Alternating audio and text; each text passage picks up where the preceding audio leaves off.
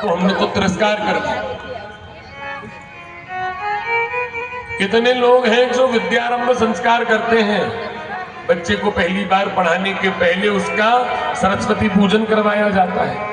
कौन के बच्चे हैं जिनका कर्ण भेदन संस्कार हो रहा है, कान में बाली पहना के रखिए। अरे गुरुजी स्कूल वाले तो करने ही नहीं देते। स्कूल वाले कुछ भी कह रहे हो, यदि हम संस्कारों से हमारी संपत्ति को दूर कर देंगे तो फिर दास को तो ऐसा लगता है आजकल केवल एक ही संस्कार बचा है संसार में। कौन सा? 16वां संस्कार कौन सा है? अंतिम संस्कार। 16वां ही अंतिम है तो अंतिम संस्कार ही हो रहा है सबका, बाकी कोई संस्कार बचा क्या? नाम सुन लो 16 संस्कारों के। सबसे पहला संस्कार है गर्भाधान संस्कार। कैसी संतान प्रकट करनी है, वो बलशाली होगी या वो बुद्धिमान होगी, वो वणिक कर्म में लगेगी या वेद अध्ययन करेगी। पहले समय का शोधन करा जाता था, उसके अनुरूप बीजारोपण करा जाता था, गर्भ का आधान किया जाता था और तब वो संतान वैसी प्रकट होती थी जैसी आप चाहते हो। अब तो स्त्री पुरुष का संजोग केवल हृदय की कामनाओं का, अभिलिप्साओं की प्रतिपूर्ति का साधन बन गया और उससे जो संतान प्रकट होती है उसके विषय में वो खुद ही कहते पता नहीं कैसी औलाद पैदा हो गई गुरुजी, हम तो परेशान हो गए। औलाद पैदा अपने आप थोड़ी हुई है, आपने संस्कार का हनन कर दिया, इसलिए आपको ऐसी संतान प्राप्त हुई है जो संतान आपका कभी मिला नहीं करेगी। हमने परसों के ही पेपर में पढ़ा, दिल्ली के हजारी या हजीरा ऐसा किसी इलाके के एक बड़े डॉक्टर के विषय में था। 2 बेटियां, 1 बेटा, परंतु अंतिम समय में पत्नी को अज्ञात शवों का दाह करने वाले संस्था को बुलाकर अंतिम संस्कार करवाना पड़ा। क्यों? क्योंकि 16 संस्कारों से संतान को नहीं पाला गया। संस्कारहीन संतान आपके दुख का और अंतिम समय में क्लेश का कारण बनती है। दूसरा संस्कार पुंसवन, तीसरा सीमंतोन्नयन, चौथा जात कर्म, फिर नामकरण। ये नामकरण संस्कार भी चला गया है। गुरुजी से पूछा जाता था कौन से नक्षत्र में कौन सा पाया है, कौन सा पद है, उसके अनुरूप नामाक्षर देते थे। फिर बड़े बूढ़ों से या पंडित जी से पूछ के नामाक्षर में 2-4 नाम और उसमें से कोई एक पसंद करके रखते थे। अब क्या होता है? अब तो भाभी अपना नाम के 2 अक्षर, भैया अपने नाम के 2 अक्षर, दोनों को मिला दो, एंडा बेंडा भी होगा वही नाम चलेगा। पूछते ही नहीं गुरुजी से। क्यों पूछे?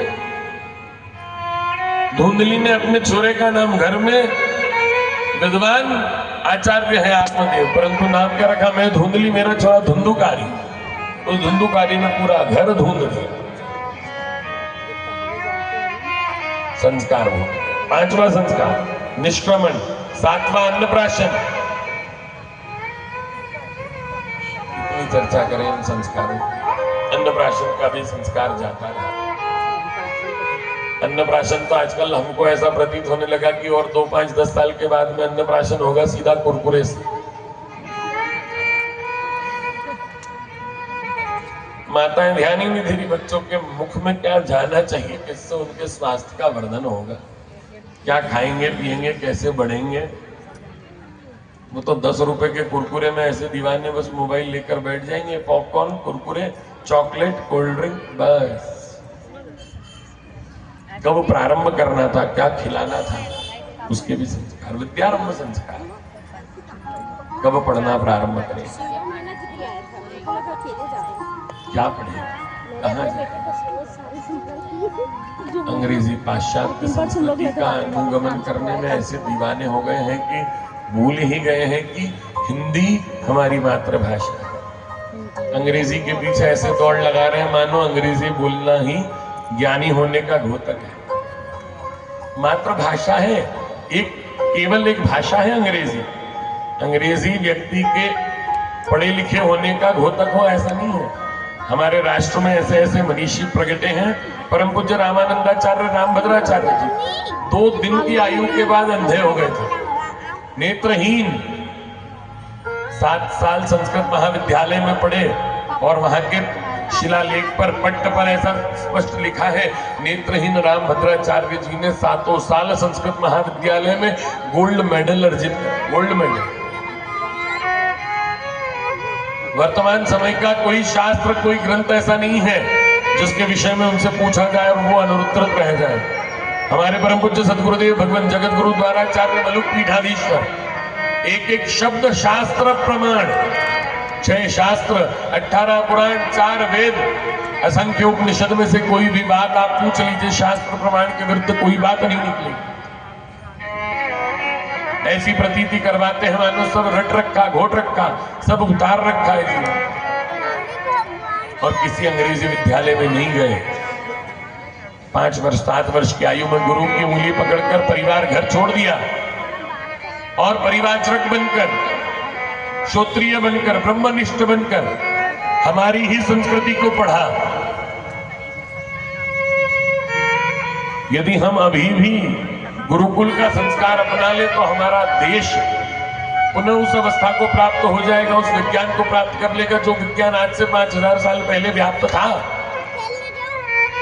जो विज्ञान करोड़ों वर्ष पूर्व था। भागवत में कथा आती है करदम बाबा देवहूति मैया की, सबसे पहला हवाई जहाज करदम बाबा ने बनाया था, अमेरिका के राइट ब्रदर्स ने नहीं। सबसे पहला हवाई जहाज। अभी 5000 साल पहले महाभारत का युद्ध हुआ है। 5125 साल तो हुए अभी। उसमें जो बड़े बड़े आयुध चलते थे वो आज की मिसाइलें ही तो हैं। पर वो उस समय परिष्कृत विज्ञान था, वो उड़ना जानते थे, वो परमाणु विज्ञान को जानते थे। कहां से सीखा था? वो सबका सब गुरुकुलों से सीखा। हमारे यहाँ की औषधियों को पेटेंट करवा लिया विदेशों ने।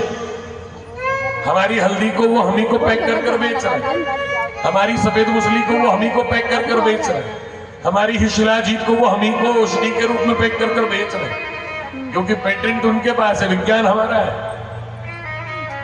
और ऐसा क्यों हुआ? हमने अपनी संस्कृति का अनुगमन छोड़ दिया। हमको क्या अच्छा लग रहा था? हम तो चाह रहे थे कि हमारा बच्चा अंग्रेजी विद्यालय में पढ़ ले, इंजीनियर बन जाए, डॉक्टर बन जाए, अमेरिका चला जाए और इतना नाम रोशन करे कि हम सबको बोले हाँ अभी तो वो यूएस में है, बेटा यूएस में है और बेटी जो है वो अभी यूके में है। और एक बार भेज देना बेटा बेटी को यूके और यूएस, और उसके बाद आप यहाँ पर आखिरी समय से पुकारते रहना कि आज अब आखिरी